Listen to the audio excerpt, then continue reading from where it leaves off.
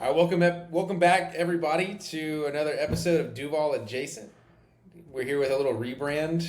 Turns out that anybody that wants to do a Jaguars podcast first decides to call it Jags Cast. So, welcome to the newly named, freshly logoed Duval Adjacent podcast.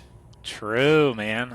I put in hour on that, man. That was, I think, a great just like culmination of ideas. Like you kind of propped me up with like, hey, these are some of the things that I'd like to do in it, and then I kind of got into it, and it was like, one, it was actually kind of super fun because you don't really get as Yeah. many like creative outlets, as you get kind of older. It's like going in and actually making something fun every once in a while. Well, and And it was kind of like a meeting of the minds. You know what I mean? I felt a little bit like, I don't know, like a great architect, working with Michelangelo designing the ceiling of the chapel. You Sistine know what I mean? Chapel, dude. Yeah. So we really came together quite nicely on that, I think. This is what men are going to be talking about generations from now. That's right. The Duval If, adjacent logo. that's right. If there was one piece of artwork that could kind of define a generation, you know, it just I'm glad that we got to be a part of it. Dude, not only that, I feel like, I think that baseline, I think that the Jags social media team, like, is always facing, like, an uphill battle to actually pump out good content because Yeah. you like definitely were not immune to just like ragging on them when they play like dog, but Hmm. like I feel like that was kind of in that tier. That was up there. Like Wait, turning out wait. that logo. Oh, you mean on par with like the The media Jaguars team. Oh media yeah. team? Yeah, and that's a great compliment because they do. I mean, I feel like we've been fans of the Jags media team for a long time. Yeah. I don't know, did you ever do like I would sometimes actually download their wallpapers and stuff too. Like I remember Mm. when we had Matthew Wright as a kicker, if you remember him, he was like a 1 year, maybe like 2021 or something. It was like Is that like pre Josh Lambo? I know it was post. Yeah. So like it was Okay. Josh Oh, he was like Lambo Josh got Lambo's replacement. yes, because Josh Okay. Lambo got kicked and he also played really poorly, and then He got kicked and he was removed from the team. yes, yeah, yeah. So he was gone. Matthew Wright, I don't even know if he was like a draft pick or not. Something. He ended up playing for like the Lions for a little bit of time too. But they had one that was like Matty Ice, which was like super on brand for me, and it was just like one of those like Microsoft Paint ones. But You used that as like your phone background for yeah, that? my wallpaper because I was like, yeah, man, I was like, it was kind of dire straits to be a Jags Yeah. fan, so you kind of had to rep a little bit of. That is, no one can truly ever question the sincerity of your fandom if you legitimately are telling the truth and you had the Jags like backup kicker as your phone wallpaper for any amount of time. Yeah, I was a real That one. the glazing is insane. Well, dude, I mean, it kind of speaks to the kind of straws they were grasping at that they were like, oh, we need content. How about this 1 year kicker? And it's like, yeah, man, because he was not even good. He was like, who was the other like younger guy that we had before Brandon McManus? It was Oh, ah. playoff win, dude. He had a He did. weak He leg kicked the though. field. He did. He did not have a very big leg. Man, I'm gonna look this up. It's gonna bother me. Dude, it's way more fun if we sit here for an hour and just try and remember it. We're like, oh. Patterson, Riley Riley Patterson. Patterson. Yeah, Bro, like I said, we could have been here for an hour having fun just stewing on just shooting the all shit. these Yeah, all these guys that literally played one season with the Jags, performed super mid, maybe had like one highlight play. They could write like an encyclopedia based off of that description alone. yeah. One season rentals for Jags players. Who's going? Who's starting the index? Who's the top guy up there that you're like, yeah, man, he cemented himself. If for but one season, The quintessential 1 year Jaguars player. I mean, maybe this is recency bias, but like, for as big of a role as he played on the team last year, like Ronald Darby was in and out so fast. You know what I mean? dude, yeah, they did not even want a little bit of that. I would say, I think that's a pretty good one. I'd have to think Gabe of like Davis. I mean, Gabe Davis. Davis too, because Gabe Davis, like, well, we talked about this on the last episode, but it's like some people were excited about Gabe Davis. You know, not to name names. Some people. Could have been anybody. I mean, they could be among us. You know, they hide among us. There's no way to know. Is what a I'm wolf, trying to say. a wolf in sheep's clothes, man. Is that me or is that Gabe Davis? Bro, that's both. You both are that. You for acting like somebody liked him. Somebody was hyped about it. Trent Baalke strikes again. Exactly. Baalke masterclass. Yeah, really. He did. He got us. There were a couple times where he just was like, he got you hyped up over the like least appealing pickups ever, and then obviously hindsight like makes that crystal clear. Mm-hmm. But like in the then and now, you're like, man, that guy could stretch the field. That guy could do. That could do numbers, man. Yeah. But dude, Jags Sunday was an absolute hit, dude. We had like 10 people come over. A lot of the usual suspects. Pigs in a blanket was on the menu. Buffalo chicken dip. Classic. Yeah, man. It was one guy passed out at in the third quarter.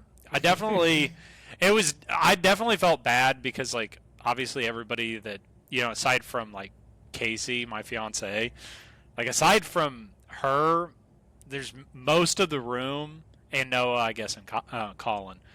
Like, they're kind of fair weather. They're like, yeah, if it's a good game, they'll stay engaged. If it's like a blowout, they'll be like, hey, man, I kind of had some like cleaning I had to go do. Like, literally, I had to go return some DVDs. Some videotapes to return. Yeah, really.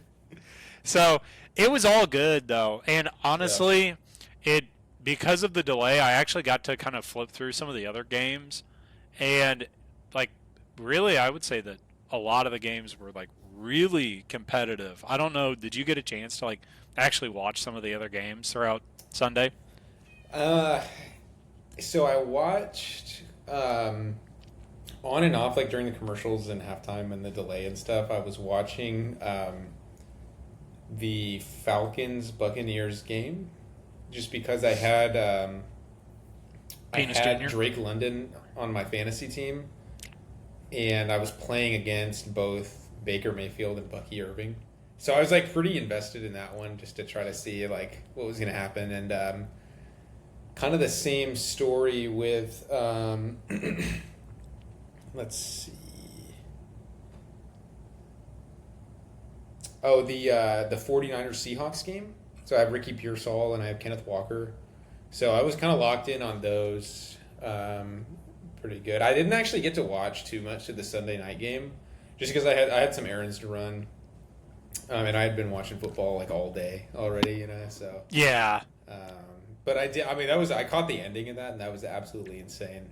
Yeah, I honestly feel bad. Like after it was all said and done, like in like one of the post game things, Derrick Henry was like, "Yeah, that is on me. Shouldn't have fumbled." That's like, bro, like the Bills got all those points hung on their head. I wouldn't say that he like single-handedly lost that game. They were just like running it up. Like in terms of like a high action game, I mean, it didn't really pick up like that until like, I mean, that final 4 minutes, I mean, that was like what was really electric. But honestly, like I think that both those teams are going to be like really good. It's kind of unfortunate that they pulled each other on week one, but I mean, makes for good football for sure. It was like a really good week one, I would say, for watching. Yeah. Plus the Colts, we got to catch a little bit of that. The Colts like stunning the Dolphins was crazy. because I still am not convinced that that's all that the Colts are all that. I think it's more of that the Dolphins are like literally that awful. Yeah, well, because you've been hearing all throughout the preseason where it's like, the who was it, like the Lions or whatever, they went in there for a joint practice and just absolutely embarrassed. Like it was like a non-competitive practice. Yeah. You know what I mean? I thought the Dolphins preseason game where it's like mostly their number one offense struggling, like really struggling against our second, third string defense. Yeah. It's like, I don't know. The writing is kind of on the wall with them, as in the preseason. But who knows? I mean, week one, I feel like a lot of weird stuff. Like, there's always some kind of like puzzling results on week one. Whenever you look back at the end of the season, you're like, dang, I can't believe. Like, the one that comes to mind is I remember the 2022 season where the Jags lost to the Commanders in week one. Oh, yes. Trayvon Walker had that pick six too, or maybe it was a pick six. It was his very well. I don't know if it was a pick six, but he had an interception, and he had I think he may have had like one or two sacks. Also, it was like it looked like, and that was his very first NFL game. Yes. It was like, oh my god, like Balky was right. Aiden Hutchinson, who even is that? Like, I do remember that, but. There's always some kind of puzzling results week one. Yeah, and I mean, it's not the time to overreact unless you're a Jags fan. Now it's time to get totally hyped up, say, yep, man, the season's, it's in the bag. We already have won it all. Well, and what you can kind of hang a banner for is that both the Titans and the Texans lost this week when the Jags won. Oh, man. That's always a sweet, sweet feeling. Did you watch the Titans game at all? I saw a little bit of that. Yeah.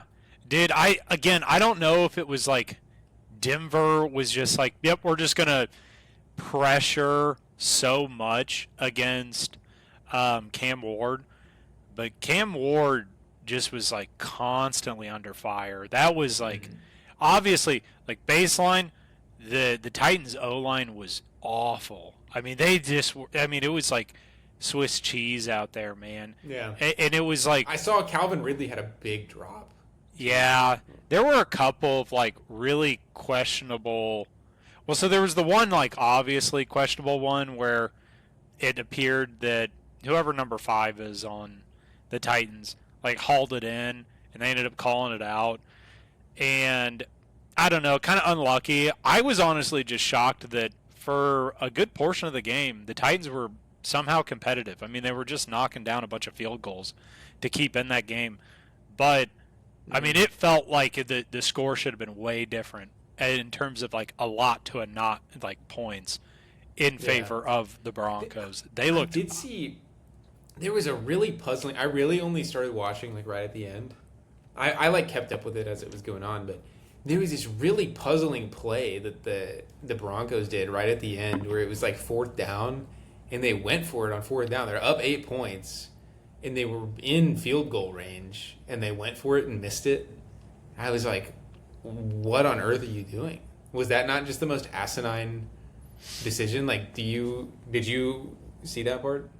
No, I mean, I did, but you did. Like, it was National Doug Peterson Day yesterday. It was National Doug Peterson Day in memoriam to Press Taylor. So they're like, we got to cook up one absolute stinker to offer one up to the guys who walked before us.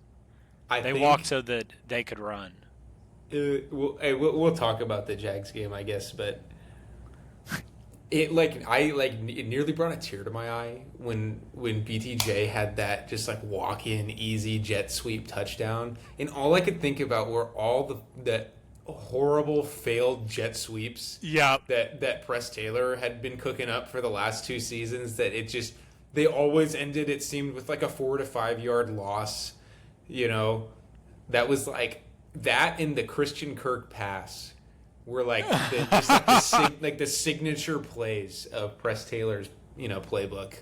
Yeah, And I mean, it's not like it was just a one-off either. Like De'Ami Brown got like really activated in sweeps as well, Hmm. or just like hike and hand off in terms of like, away far out run. I mean, it Yeah. was, I, the versatility in the play calling was 100% the most like refreshing aspect. I, Yeah. I, I think that kind of a softer Panthers defense really lended itself to being able to move the ball easily, but everything went right for the Jags. I mean, or Oh, at for least sure. nearly everything went right. Like, Well, I don't know if I would say that. I would push back a little bit against that, but I mean, we've broken the seal, so we may as well just go ahead and jump in. So, your high level, like bird's eye view thoughts of the game. I mean, it feels fantastic to get a win Victory in week Monday, one. man. Yeah, that's something that does not happen often in Jacksonville. So for that, we can definitely celebrate. Um, but yeah, your overall thoughts. I mean, we're kind of getting into it. What are you? How Yeah. you feeling? So, I mean, number one, I think I was most impressed with the line play, both sides of the ball. And I say that because I felt like there were a ton of uncertainty surrounding, like, hey, the offensive line is going to be like decent, right? Because that always seems to be something that maybe you fall back on if Trevor Lawrence is playing poorly. Is like, Yeah. well, the line is, not protecting in pass plays. They aren't, going out and run blocking to actually get the run game off the ground to be able to provide the space for a play action or to not crowd the box or whatever. It's like it kind of gave a lot of opportunity to Trevor to really operate an offense that actually moved the ball. It moved it in comparison to the Panthers really well. And so, again, on the flip side of that, the defensive line was really stout. I mean, aside from a couple of Bryce Young scrambles, which, again, it's not like that doesn't count or anything. Yeah, those are going to happen, though. You know what I Right. mean? Like, You I know, feel like there's almost no way.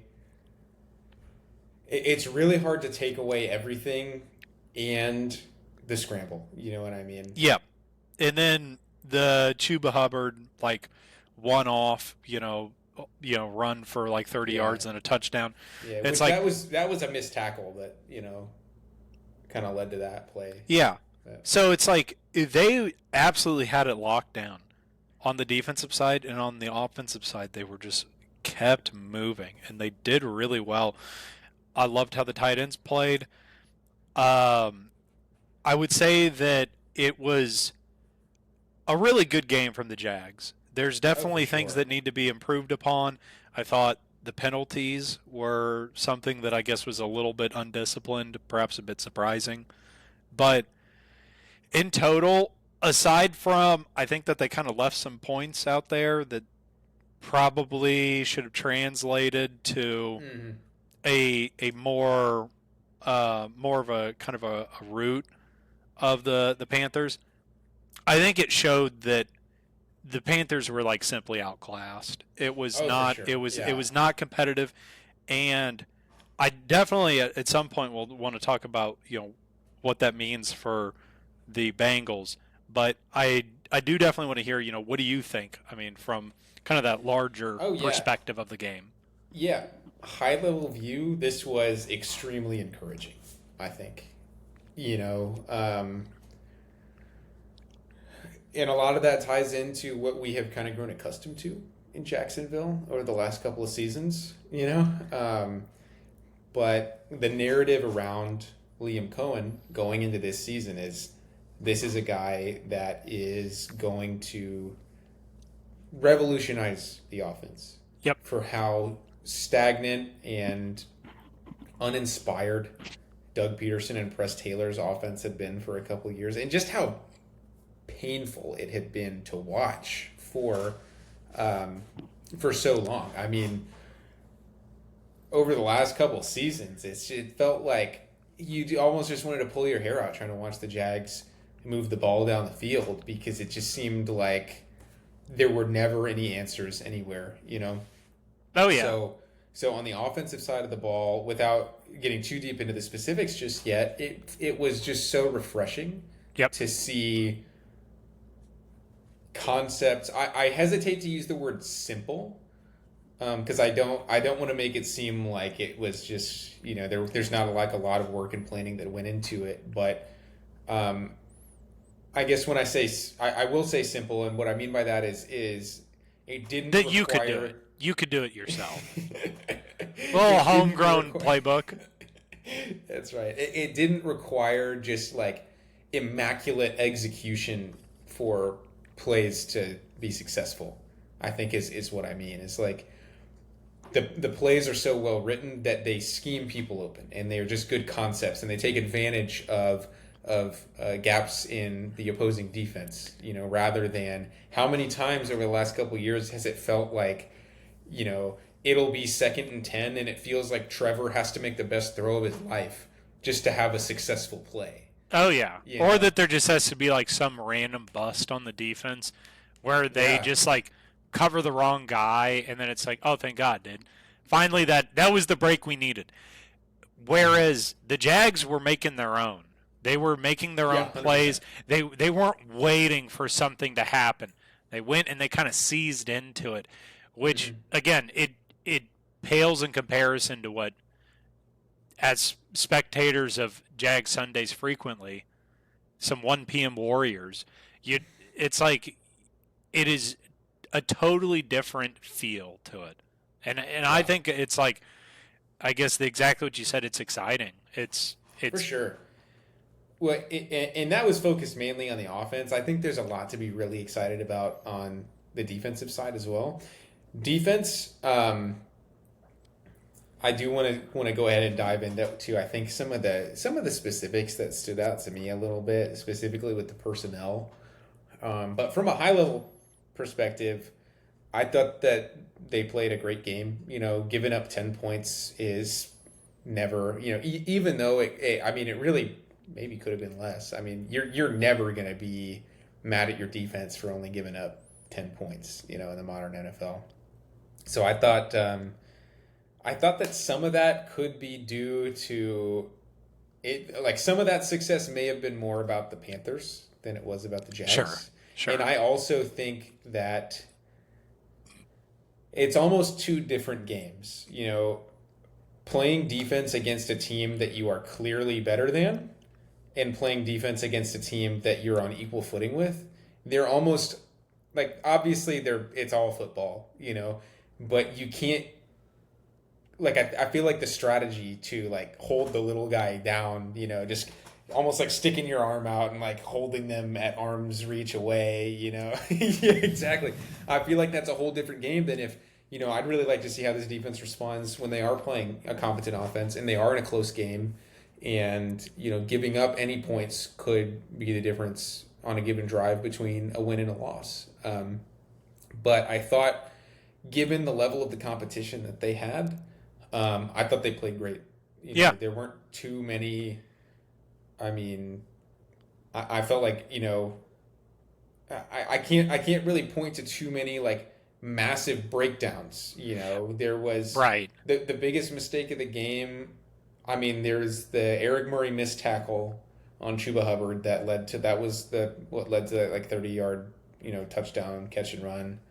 There was a Jarian Jones DPI down the field, which it almost looked like Tedero McMillan almost caught anyway. So maybe it was maybe it wasn't that bad of a penalty if he was going to catch it anyway. But that was, you really don't want to be seeing DPIs way down the field like that. And I thought Jarian Jones, I mean, Ted's a tough cover for Jarian, but I wasn't super impressed. Not in comparison to like because generally speaking, the DBs did way better than what I expected. Oh yeah. So here's what I want to ask. Game ball for you on defense. Who's it go to? I mean, is it really?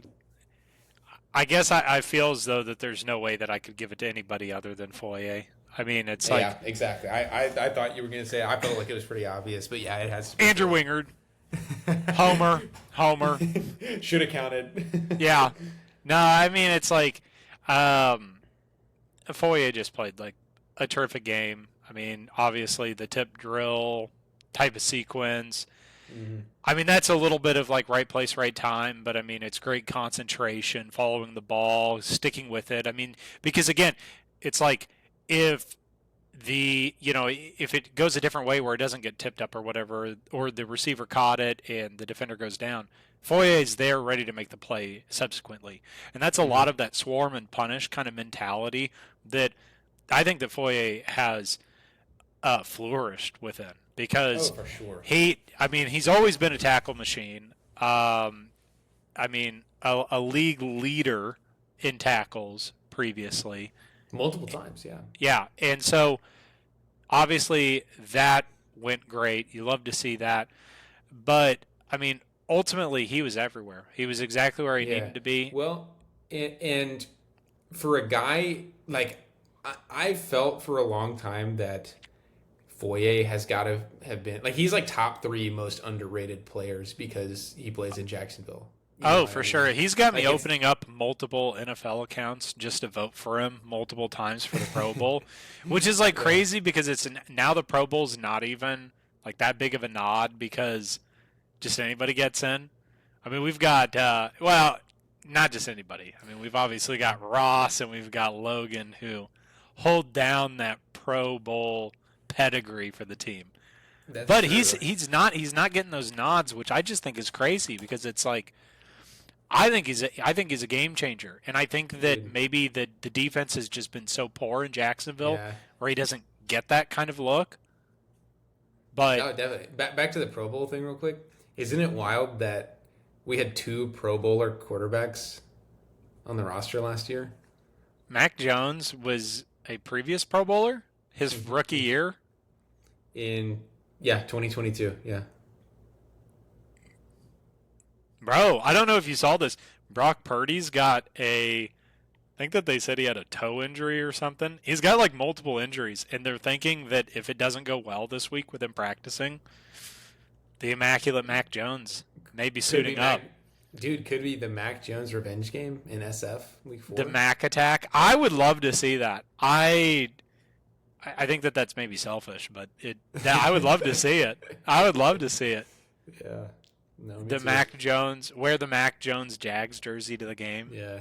Sorry to derail our discussion on defense, but when you mentioned the Pro Bowl, and I couldn't help yourself. It struck me that Mac Jones was a Pro Bowler. Oh yeah, dude. But not Foye. Apparently not. I don't know what he's going to do. Mac Jones. He's Mac Jones. He'd be lucky to be called the Mac Jones of the Mike linebacker position. Dude, it's a tough game. It's a competitive game. Yeah. And sometimes cream rises to the top, and that's exactly what Mac Jones did. I think that you hit on it earlier. The defense and the offense, they both played well. And they played well into the competition that they played, and it showed. I mean, it was a convincing win. Nobody, you kind of heading into halftime, you're like, yeah, the Jags, the Jags will probably win this one. They have let a couple of those slip away in the past, but before I say but, there were many things where they could have improved. It's not necessarily that they had huge faults, but many things that could have improved, and that's where what I think that you kind of were getting to is like the execution. They probably couldn't get away with that against maybe a better team on some of these things. Like that's where it's about on offense or on defense specifically. Well, I'm definitely talking about offense, but I think that defense could also tighten up a little bit too. I mean, again, when you've got those, I think the penalties are what I was thinking of on defense. The offense was not like they had kind of spurts, right? There were some drives where they just looked unstoppable. And then others where, I mean, candidly, Trevor Lawrence was a little inaccurate. You know, there true. were some where he would sit the receiver would sit down into a curl route or whatever, and he would absolutely drill it in there, and you're like, damn, I can't Yeah. believe that he actually got that in there. Well, but before we really jump into the offense, do you want to talk about any other standouts or anybody for the defense before we fully move on? Because there were a couple names I wanted to bring up. Oh, okay. Well, I don't want you to not give these guys the well-deserved nod that they've earned. Yeah. Go ahead, dude. Take it away. So, first, I thought that Josh Hines-Allen, predictably had a super impactful game. Felt like he was in the backfield, like, constantly. Yep. You know, just destroying their pass game. That's kind of expected for him at this point in his career. You know, he's just like a bona fide stud. So, yep. No surprises there, but I was really impressed, you know, because even last year, while I thought that he was still good, it was definitely felt like a step back from the monster campaign that he put together in 2023.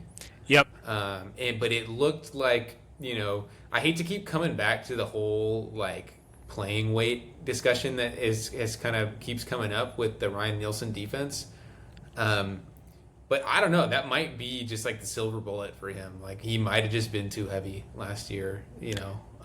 So because I thought that he looked powerful and really quick yesterday. Granted, against a backup left tackle for the Carolina Panthers, you know. So there's a lot of football left to be played, but I thought that he was really impressive. Yeah, I would totally agree. The other thing, you know, not exactly like a highlight reel, like Buddy's going to be adding it to his huddle account, but the Smoot homecoming sack. Oh yeah, Did that you one. Hear the crowd. Yes, everyone loved that. Yeah, Smoot.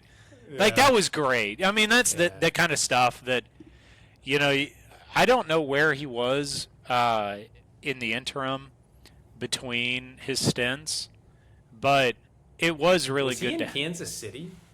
I don't quite remember. You know, unless you're getting it mixed. I mean, I know that you're not thinking that he's Juwan Taylor, but it's like no. He was. Oh no, he was on the Bills last year. Okay. We swapped with Gabe Davis, two elite players for each other. That's right. But yeah, I mean, it's just like that's the kind of stuff that you love to see. Like, guys that are Jacksonville type of guys, you know, been here in the program. He goes out there and he actually gets, you know, good play done. I believe that was the only sack of the day for the Jags, right? Well, in total, did the Jordan Lewis blitz, did that count as a sack? Or no, incomplete pass. Although that was, I mean, okay, so there you go. If you want to start giving out some accolades, that guy. That's who I wanted to bring up next, is I thought Jordan Lewis played a hell of a game yesterday. He was everywhere. Yes, that was awesome. That's one of those ones where, I mean, you know, Trent Baalke would have wet dreams for free agency acquisitions to pan out like that. Mm-hmm. He absolutely stepped up. And, you know, I think that they hired him, or they acquired him to kind of be a leader, to really fill in a hole, to just kind of stabilize things. But all in all, I mean, I think he really elevated the whole defensive back room. I mean, he just easily. Like the coverage was insane. Of course, you know, came away with the interception, right? Mm-hmm. And that's the kind of stuff that you need, because those are usually the hardest momentum swings that I think that the Jags really need, because time and time again, like in games past, I feel like the Jags are just like growing into a rut. And there was a little bit of slow period, like when they came back out after halftime. And those are the kind of the plays that it's just like, you know, hey, it wakes everybody up. It's like, hey guys, like, you know, we're out here, we're really doing this thing. And he just played phenomenal football. And he was Yeah. top to bottom. Yeah, I was super, super impressed by Jordan Lewis. And, we've been hearing really great things coming out of training camp about him all summer. To see it out there on the field, I mean, I think, the other name I wanted to shout out was Eric Murray. I thought that outside of that whiff tackle against Chuba, I thought he played a really nice game today, or yesterday. Yeah. And so I think, with the scheme that they're running, where they've really only got, on it seems like on most of their base formation defensive plays, they've got 2 corners, 2 safeties. They're only running 2 of each. And I think that when you've got Tyson Campbell, Jordan Lewis, Eric Murray being 3 of those names, based on yesterday, I'm feeling a lot better about our defensive secondary than I was before going into yesterday. And I don't know, maybe I'm reading a little too much into it because, once again, it's Carolina Panthers. There's probably a lot of units that could look really good against them, in comparison. But I thought, you couldn't have asked for much more. So I think that I'm feeling a lot better about the floor of our secondary than I was, going into yesterday. Yeah, I mean, I would honestly, I think that they give a ton of promise to be looking forward to, and that you're right. Sure, maybe they look like gods compared to what the Panthers were putting up. I do think that that's a little bit of a reflection of how the D-line played in total, but it's like you feel like they can be competitive. And I think that it only encourages you to look into the coming weeks and say, you know what, if these guys stay healthy, like we've got a shot at winning some games that otherwise, without them, you really like that is always a weak spot. So to even just come in and look solid, let alone solid, but look like great in week 1, that's the kind of stuff that encourages you. Is like, hey, we've got a season.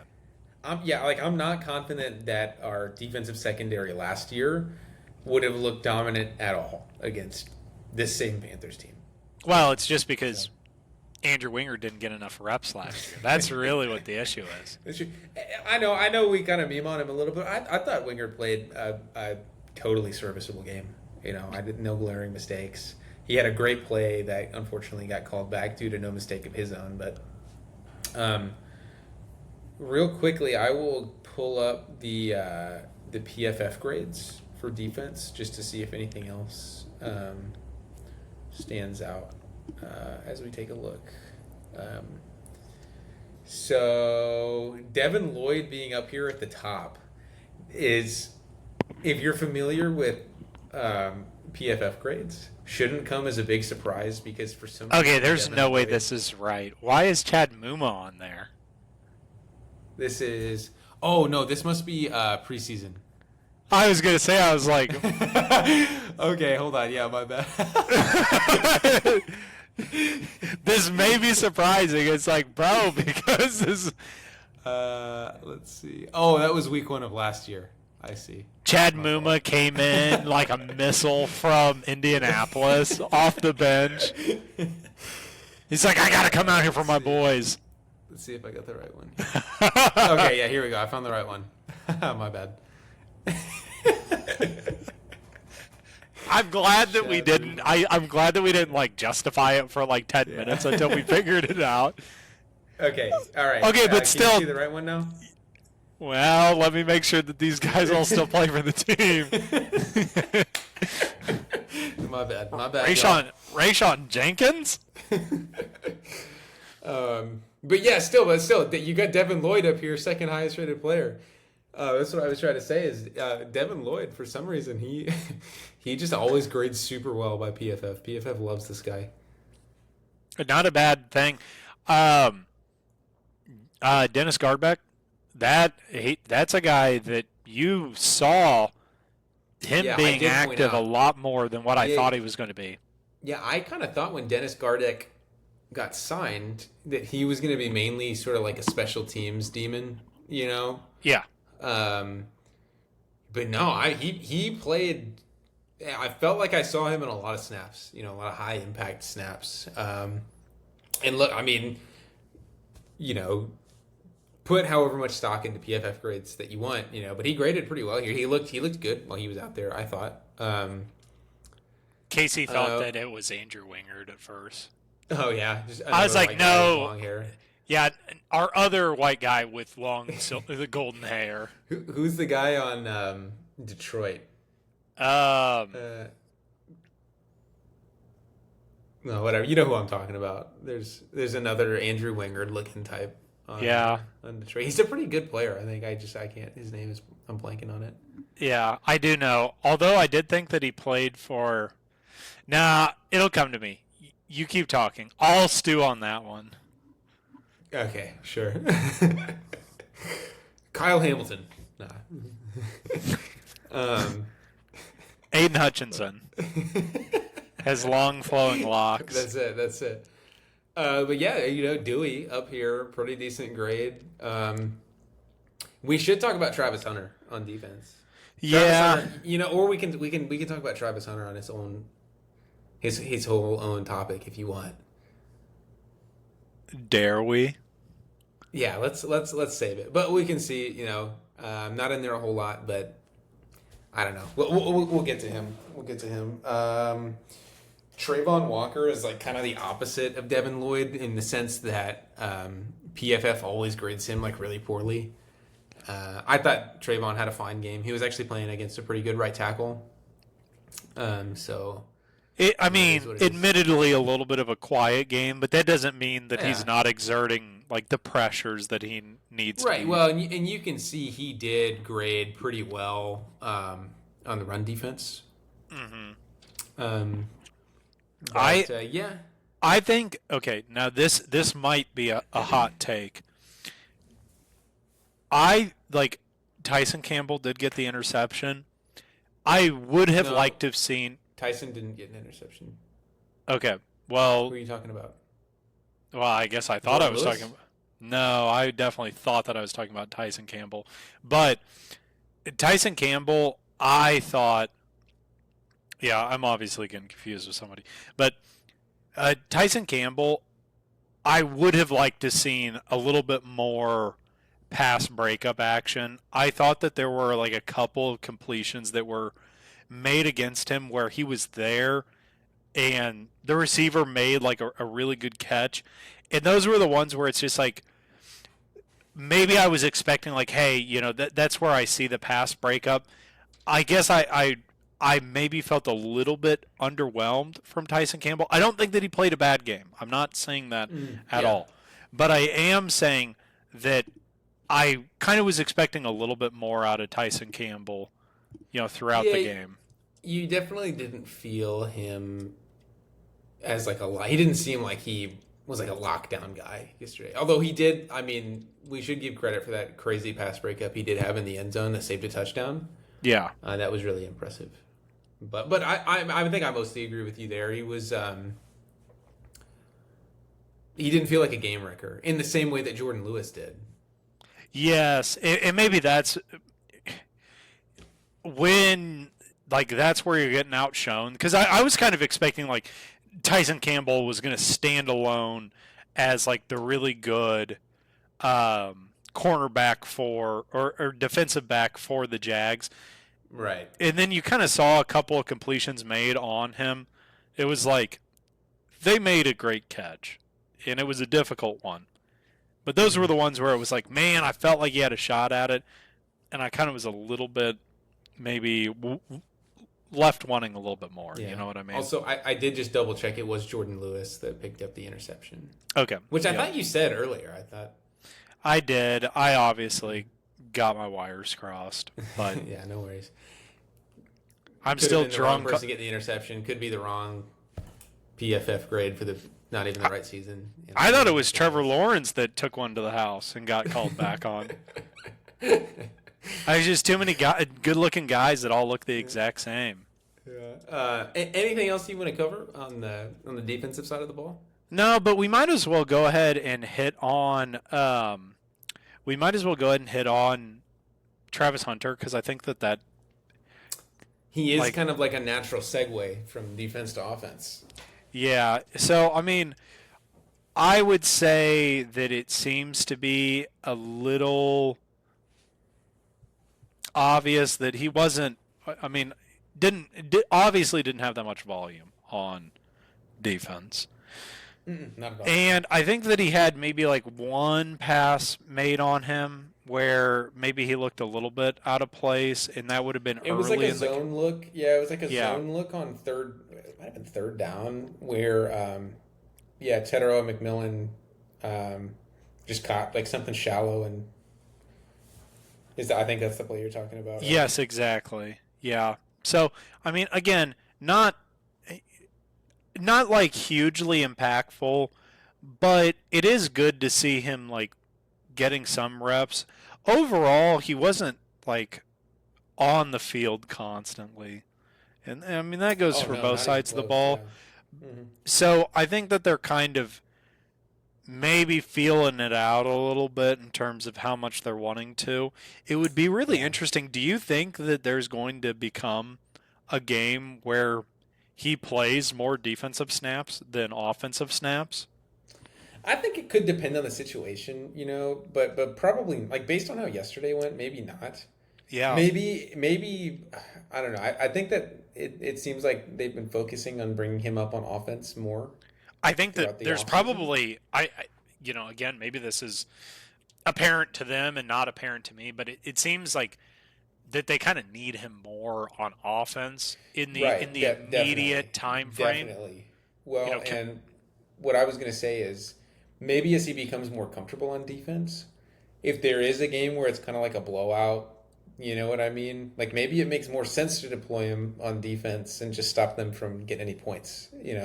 sure. Um, Get him so some I don't know. valuable reps too, honestly. I Right, mean, yeah, because but that that's a situation where, if the Jags go up, you could have desired to see that out of the game on Sunday, mhm. where hey, that the Panthers are down. Their run game has not been effective. Maybe if Bryce Young was kind of being a little bit more of a gunslinger, perhaps they might have felt a little bit more inclined. But I think Mhm. that those are really good reps to be getting Travis Hunter engaged in. Is like, hey, they are going to be constantly in a pass first situation. Mhm. And Yeah. go ahead and get him comfortable playing at the NFL coverage level. You know what I mean? Oh, for sure, yeah. Which was a little puzzling why they didn't do that. It makes me think maybe they're prioritizing, like maybe it's almost the opposite, where if they have a big lead, they're going to prioritize not playing him almost at all just to save the mileage, you know? That could be so. Or maybe we're just like really smart guys. maybe maybe we are coordinators of sorts. Yeah, honestly, if they have any questions about how he should be deployed, I'd be willing to give some input, you know. Um, but yeah, I thought mostly like defensively, you didn't feel like almost any impact from Travis Hunter. I mean, it was cool that he was out there. I guess it was Yeah, exciting to see him go take the field after having played on offense. But I mean, there was nothing. He didn't really stand out to me at all, honestly. it'll be interesting the waters that they test when they're in a more competitive game. See where they key True. him in at. Yeah, But I on mean, the offensive, I was just you gonna go say, ahead. especially in light of how Jarian Jones played. I mean, if Jarian Jones is gonna continue to turn in performances like that, I think you'll see more Travis Hunter reps soon. You know. Dude, sounded like a little disciplinarian. If he continues this behavior, if he keeps being ornery out there on the field, Five demerits. yeah, no gold star. No, I mean, it's unfortunate in a situation where like almost everybody looked good. Jarian Jones was kind of the odd man out. You know what I mean? Like seriously, there was like nobody else who on the defensive side you're like, ooh man, I wouldn't have that guy starting. Jarron Jones was just kind of the unfortunate man on the outside. Yeah. But once again, week one, we'll see what happens. true. But Travis Hunter on the offensive side of the ball, different question altogether. Because absolutely, yeah. Again, not like a monster amount of snaps. I think that they were like really giving a lot of different looks that didn't necessarily require that Travis Hunter was an every down receiver kind of deal. But I believe, if I pull the stat line out of Crystal Ball, it was like 6 catches for like 33 yards. It was something like that. Yeah, just about. Yeah. So but it was so close. Like he was so close to having that big play on the pass from Trevor that got intercepted.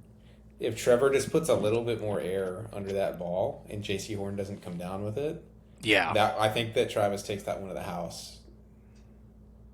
So it was close. I mean, we're very close to him having just this monster play, So I was kind of disappointed that one fell short, but yeah, I mean, everybody, the whole half stadium would have gone crazy.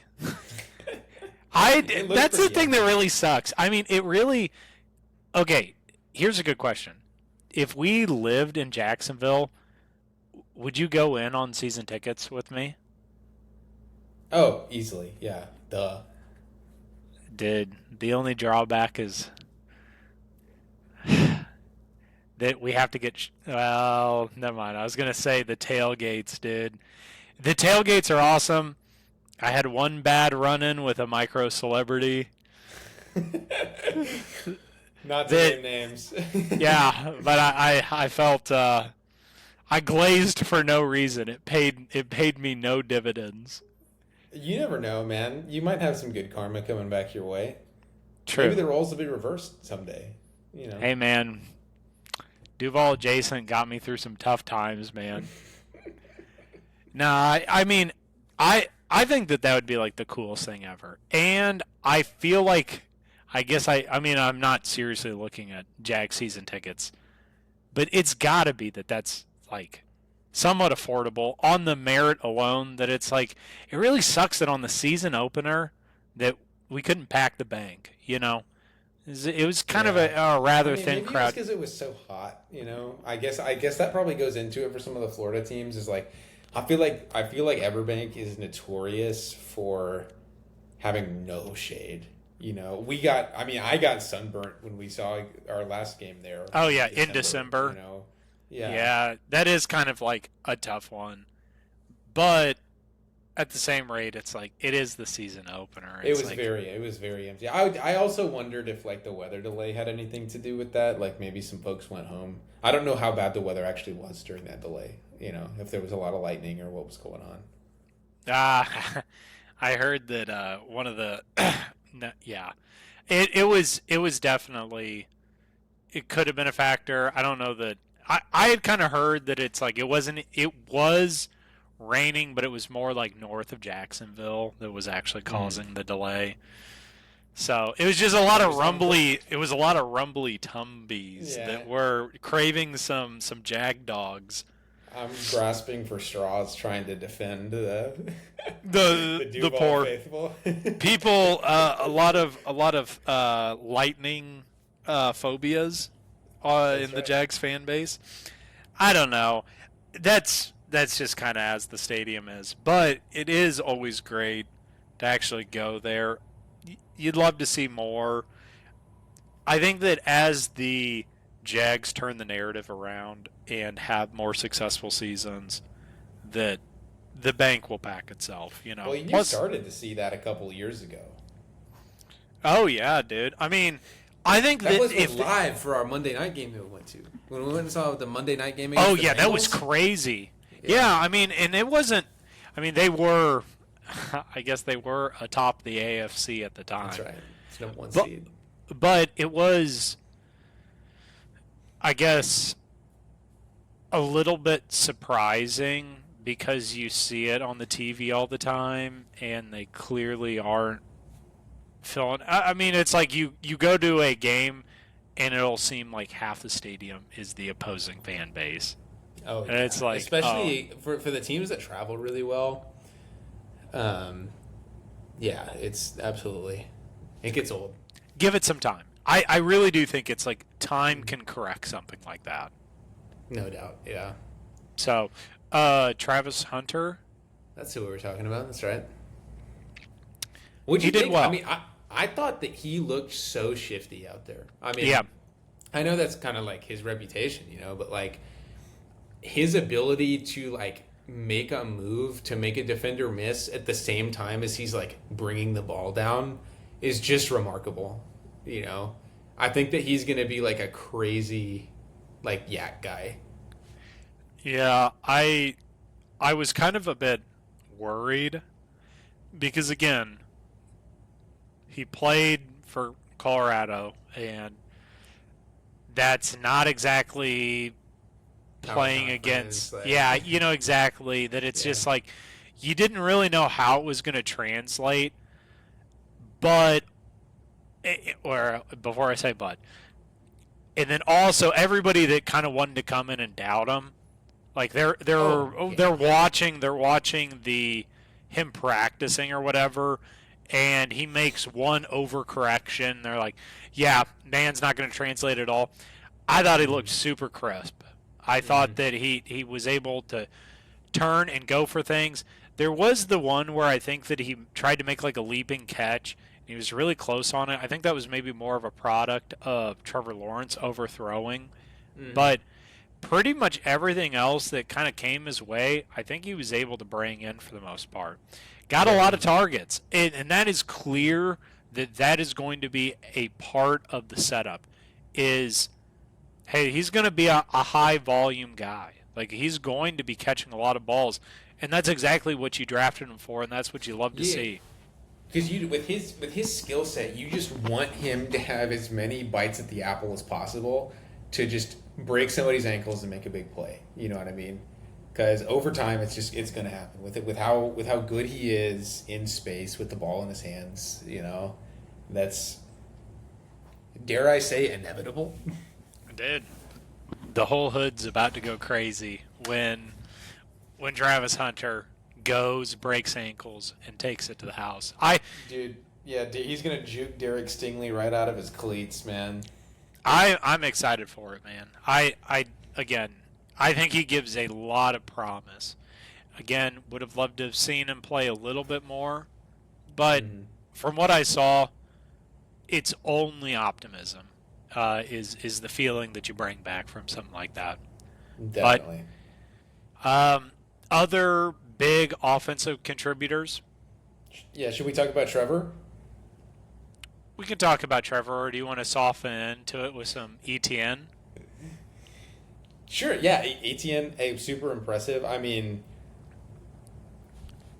credits Travis Etienne. I thought the run game as a whole was just so good to see. Were you Because were that you was. sup- Go ahead. Well, I was just gonna say. I mean, that's what.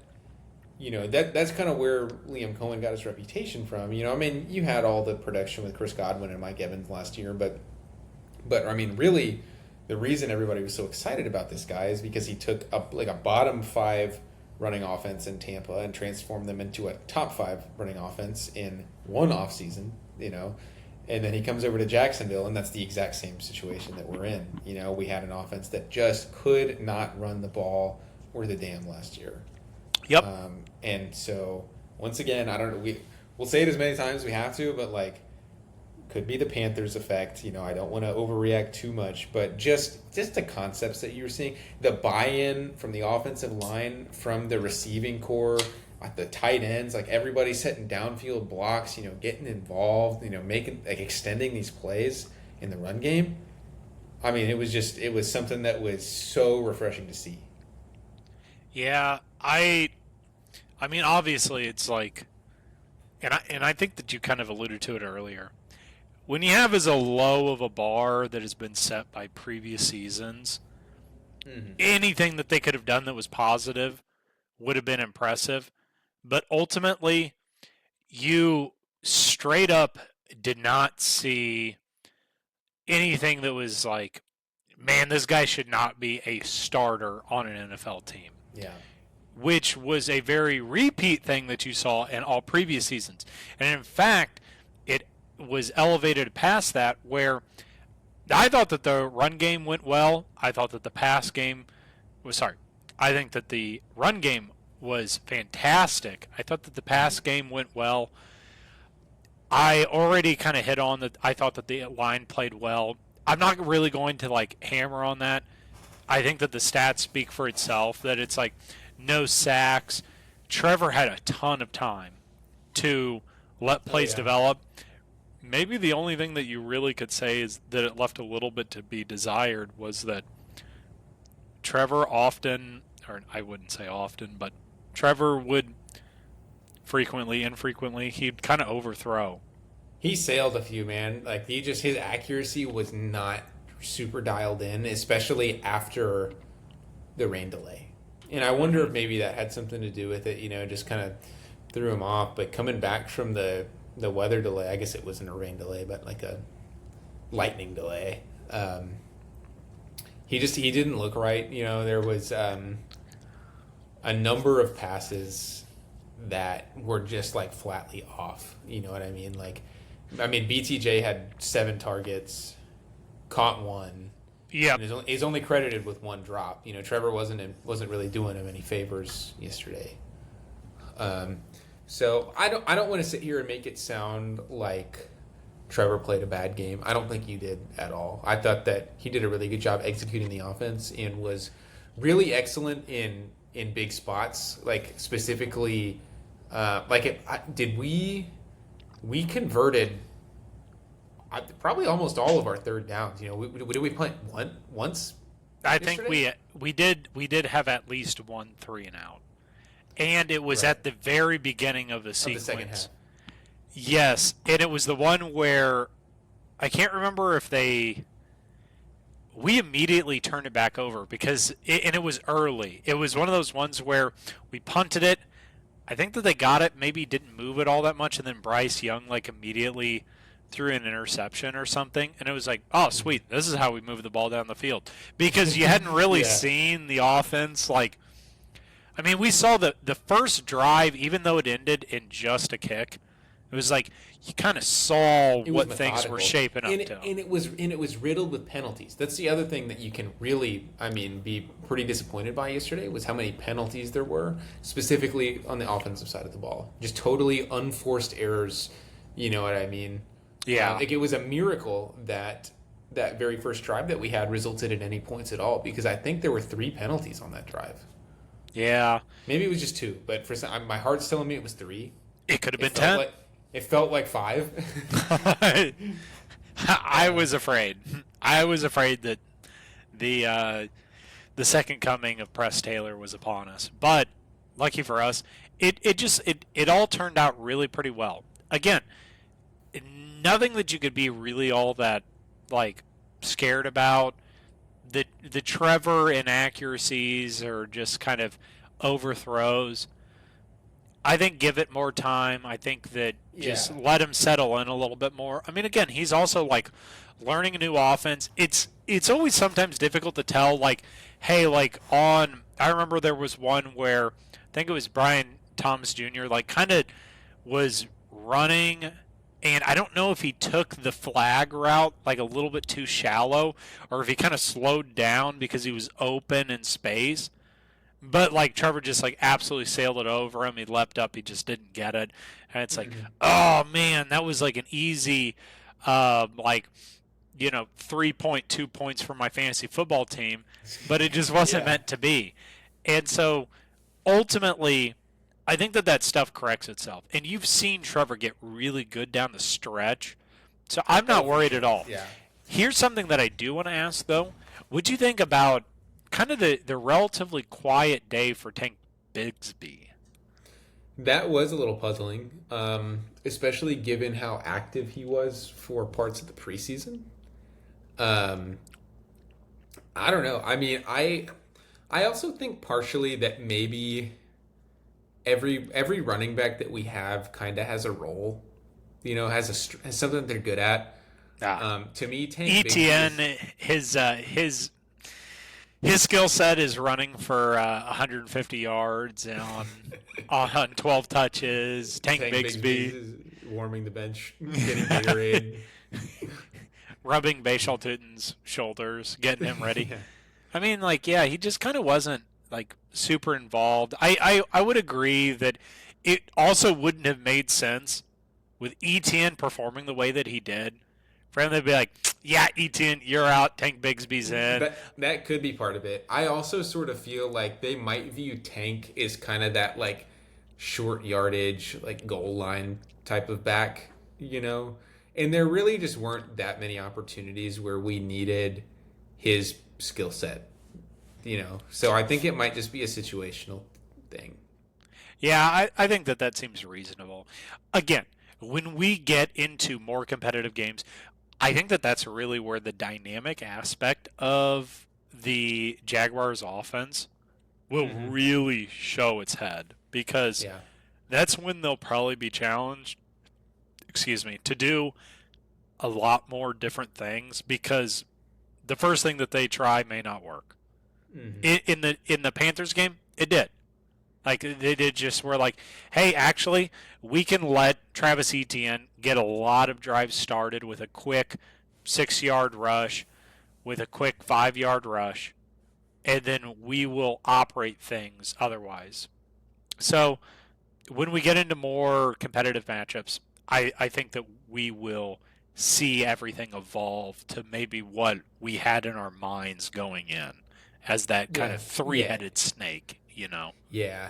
Well, and I'll say this. One player that I really want to shout out is Brenton Strange. Oh. I thought he looked fantastic. Bro, dude, he little broed some guys.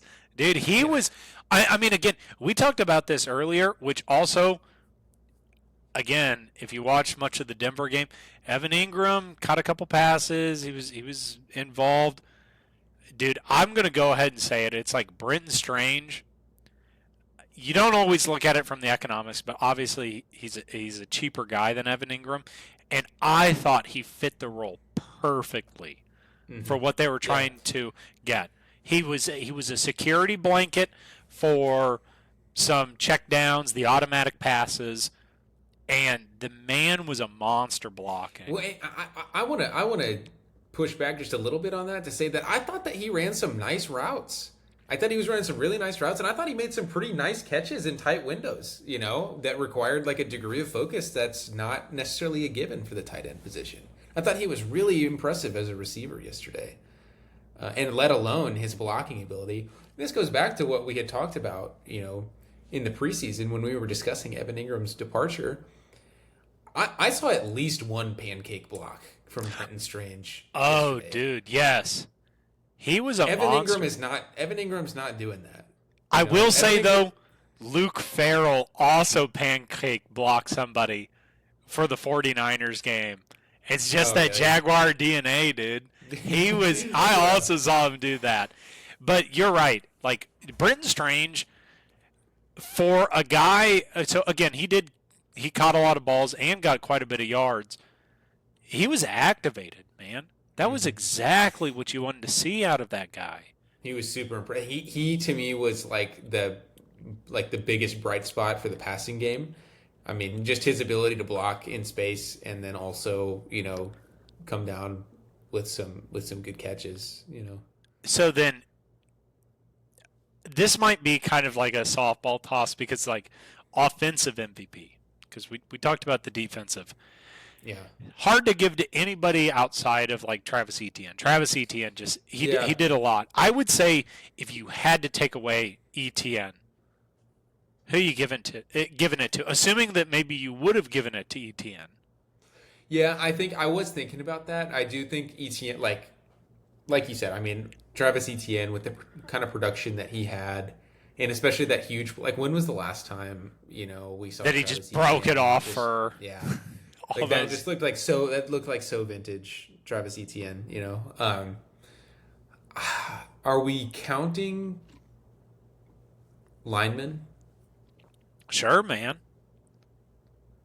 You know, I'm pretty sure Anton Harrison had a clean sheet yesterday. I mean, it's not like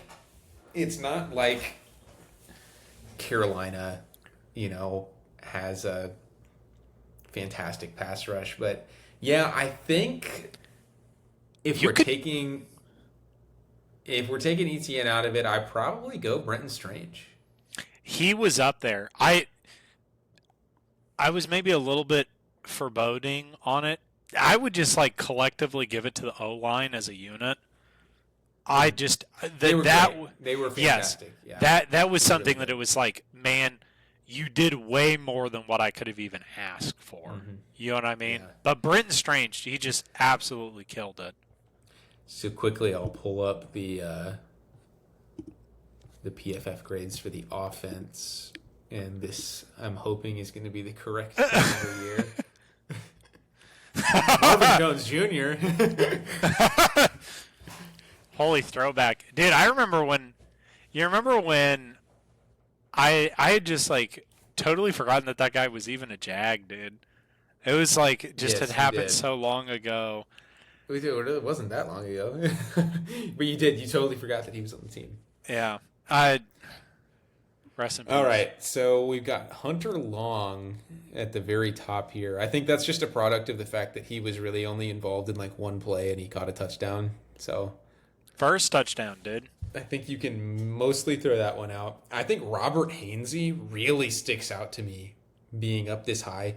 An 84.1 in the pass block department and 74.7 in run block. I mean, there were a lot of questions about Robert Hainsey coming into this year, given that he essentially had his job taken by a rookie in Tampa last year. But he did start for a couple games, I think, and looked pretty good doing it. But there were a lot of question marks, about Hainsey coming in, and he played a great game yesterday. What else stands out to you here? I would definitely say that De'Ami Brown. Like again, Yeah. I don't think that. So I mean, the total offensive grade, like that's pretty middle of the pack, but I liked the extra dynamic of moving the ball laterally that he brought.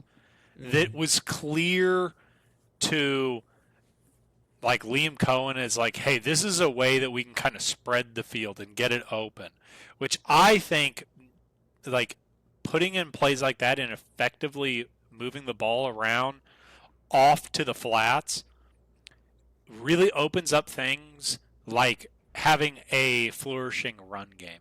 So De'Ami Brown, outside of his, little crack tosses or, the jet sweeps, this was a guy that I thought really played some solid wide receiver, considering that, the guy's, really like wide receiver 2, upper end wide receiver 3 kind of level, given the BTJ and the Travis Hunter.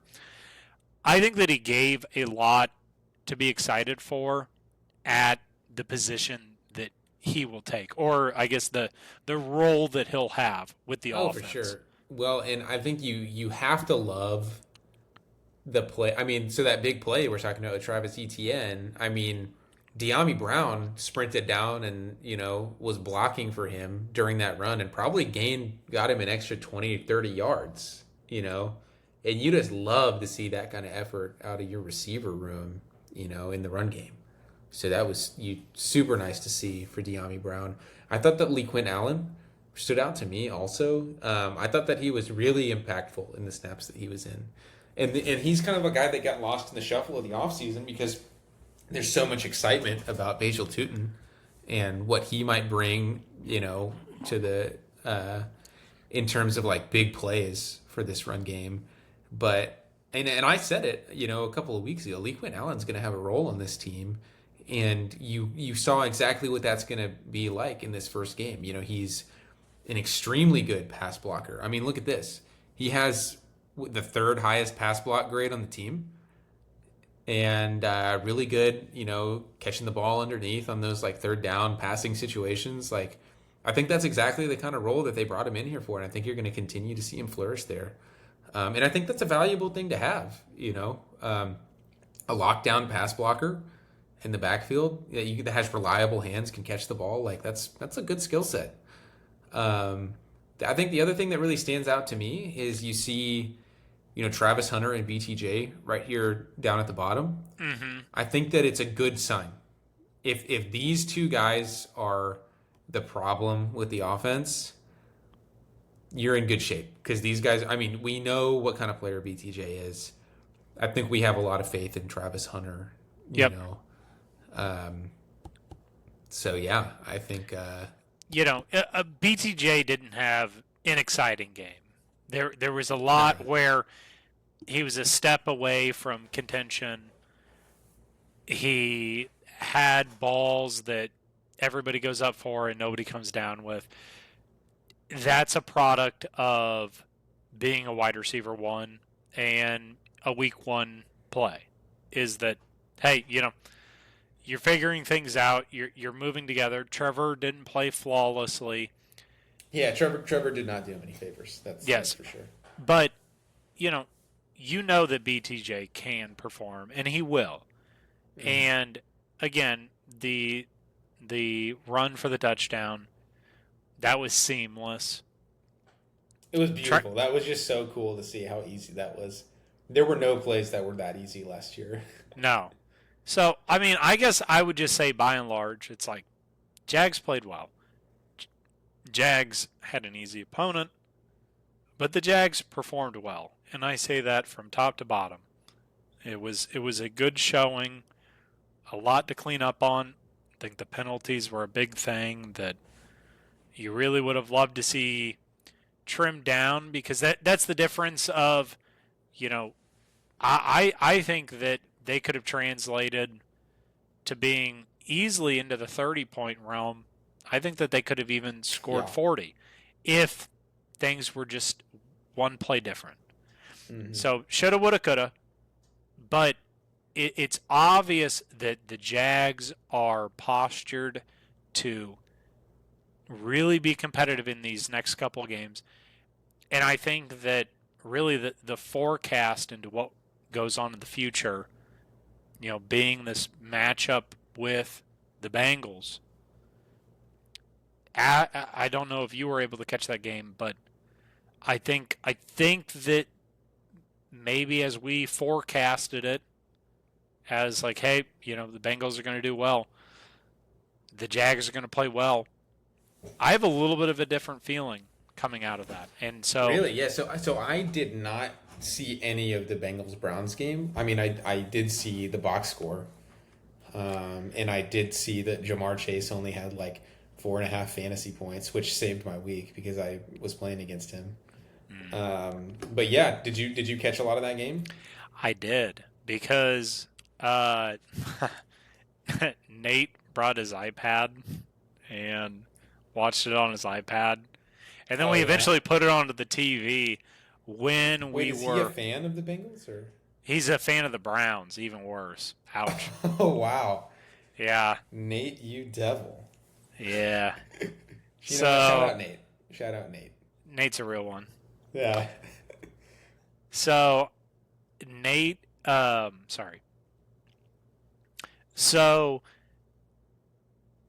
the Browns played really good football. I caught a good bit of the game. They played way better than what you would think. In fact, really a lot of the turnovers that they had were quite actually receivers just like missing a catch that went straight to their hands and then popping it up and then it getting intercepted. And that's what ended up like ending the game more or less, was they did that exact same thing. Joe Flacco threw for 2 interceptions, both the exact same. Catcher goes up for it and doesn't come down with it, pops it up, and the defender gets it. The Bengals did not look good. The Bengals were very, like, they were not moving the ball very well. I thought that they just like generally were outcompeted, like the competition. They did not stand up to it. Now again, it was in Cleveland, so perhaps things are different in a home environment. Anything can happen in Browns territory. We know that. Did they have a kicker named Schmidt, I think? So it's like Stepping and Brown Schmidt. Get it? Nice one. I'll be here all week. I'll be here all week. Thanks everybody for tuning in to Duval and Jason. Don't forget to like and subscribe. Don't forget to like, subscribe, hit that subscribe button. But yeah, no, the Bengals did not look good. In fact, so have you ever done a Survivor League? No, but I know what they are. Oh, dude, it is so much fun. I'm in one that's got like 60 people in it that are like people from work, bunch of people I know. Mm-hmm. And I picked the Bengals game, and it was like absolutely sweating it out. Oh, yeah. Because, one, it's on one hand, you're like, when they're that close, it's like, oh, man, the Browns really, you hope for them to win a game like that. Mm-hmm. But then you kind of need to stay alive. And the Bengals just barely eked it out. It was not a productive day. It would have been pretty huge potentially for wild card implications for the Jags had the Bengals dropped that one. Oh, for sure. I mean, ultimately, I think that the Bengals, until they can get things situated, which again, they're kind of a historically slow starting team, or I guess historically in the presence of Joe Burrow, they've been kind of a slow starting team or the past couple of seasons. I think that they hit some real turbulence, Jaguars, that they may find themselves struggling a bit more mightily against a Joe Flacco ran Browns offense. Now, the Browns defense, I thought that they played well. That's a part of it as well. That's part of the equation. I think that's the part that I'm more concerned about for Jacksonville is,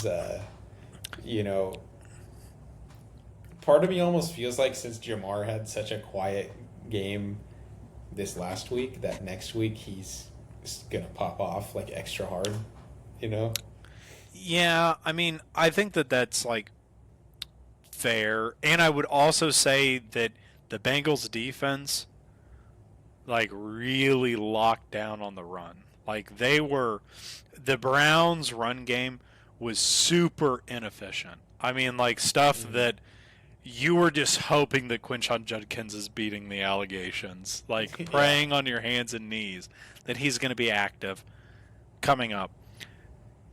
But ultimately, like they really did move the ball down the field. So I think that what it really opens up the Jags for is if they can excel in a shootout with the Bengals, that they have an honest grab at the game. Okay. I'm not going to say that like, hey, this is bow tied, ribboned up for us. Like this is just ours for the taking. I'm not insinuating that for a second. But what I'm saying is that the Browns are probably going to be one of the kind of painfully mid teams of the NFL this year. If the Jags, the Browns are going to come in near like 500, or no, probably a bit under that, more like a 6-10 type of vibe, or a 6-11. So a pretty bad team then. Yeah, I mean, I think unfortunately when they have like a rotating cast and crew at quarterback, I don't really have faith that Joe Flacco is going to hold it down all year long. Yeah. I don't think he looked bad. In fact, I thought he looked kind of surprisingly like good, I guess. I don't like good maybe doesn't even feel like it captures it well. Surprisingly not old, maybe is the better way of putting it. He seemed serviceable. Mm-hmm.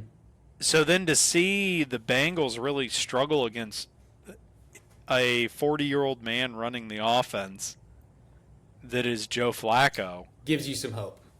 Yeah, and so ultimately, I think that if the Jags like really focus on it's like, hey, our pass game has to be like on point, I think suddenly it's competitive because if the Browns are able to move the ball when they have an absolutely like just non-existent run game, and they have a Joe Flacco-led offense, just a statue at quarterback. Like, Yeah, I think that ultimately it's like if the Jags can outscore the Bengals, I mean obviously that's how it works, but like I think it's a battle of offense. Yeah. Why don't we just like score more than the opposing team? Ultimately, I think that like the Jags have an honest grab at it because of how underwhelming the Bengals performed. Again, going back into Cincinnati could play a totally different role, but it was interesting to kind of impress the Jags into the situation and think what could come of it. So it sounds like basically you're saying, Cincinnati barely won against the Browns. And you think 100%. We look substantially better than the Browns. I think so. Yes. Okay. Yeah, I mean, road games in the conference always tough. You never want to underestimate Joe Burrow, but I don't hate our chances. Early season Bengals, getting by on the skin of their teeth against the Browns. I am worried about us defensively. I'm curious. I need to go back and maybe watch some of that game and see what the Bengals offense looked like. But I think they could be made to sort of exploit the exact kind of stuff that we're not great at. Now I feel a little bit better on it, or better about it, based on how we were talking about the floor of our secondary unit, or our secondary as a unit earlier. I don't think that they're going to be. I'm not worried that they're going to be just abysmal. And if they were, the Bengals are the team that can probably exploit that almost as badly as anybody. Yeah. So I do still worry quite a bit about that. How is that secondary going to hold up against Jamar Chase and T. Higgins? Yeah, I mean, obviously, week 1 is not a time to overreact. I mean, exactly what you said earlier. Teams can totally outperform what they had been doing in previous years, and perhaps what they'll do future into the season, or teams can be very underwhelming to the form that they eventually get into. But as my key takeaway, the Jags have a legitimate chance at being more competitive than most people would give them the nod for going into Cincinnati next week. Absolutely. I'm excited for it. I think, I have a weird optimism about it.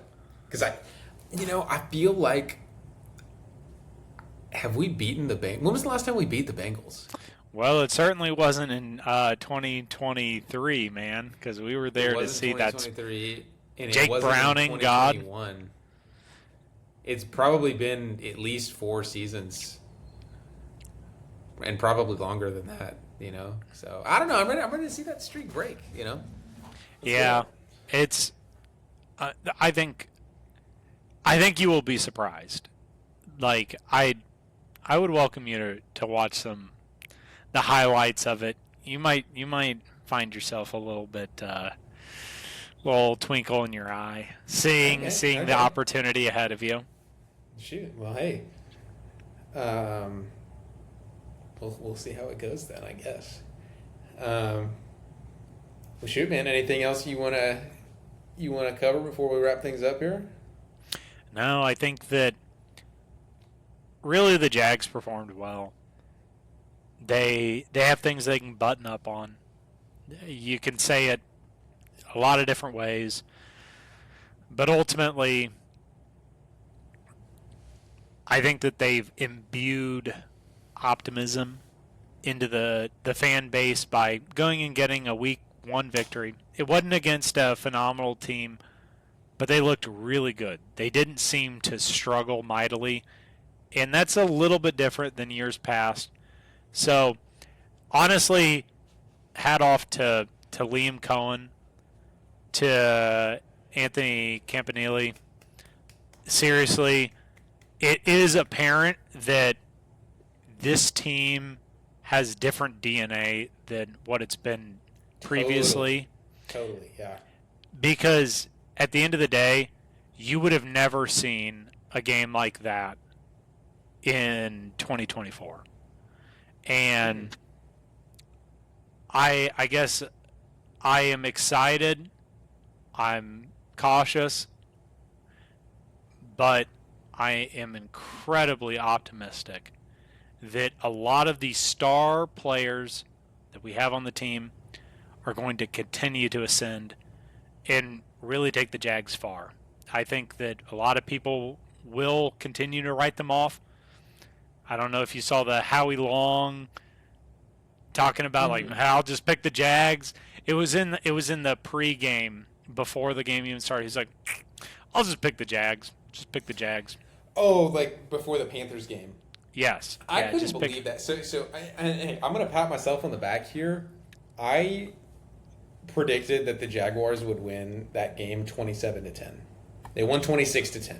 So wrong. I just about nailed it. I could not believe how many people were predicting that to be a coin flip game. Like, I get it. I'm biased, but like to me, I'm like, we're at home. You know, I feel like there's so much to be excited about the changes coming in for the Jags.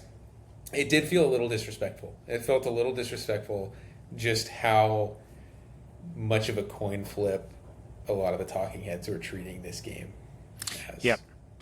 I'm ready to set the narrative straight. There's a lot of good football that the Jags have to play, and we will be here for it, that's for sure. 100%. We'll see if our tune changes, I guess. All right, y'all. Well, I guess we'll go ahead and call it here then. Thank you, everybody, for tuning in to another episode of Duval Adjacent. We'll catch y'all next time. See ya.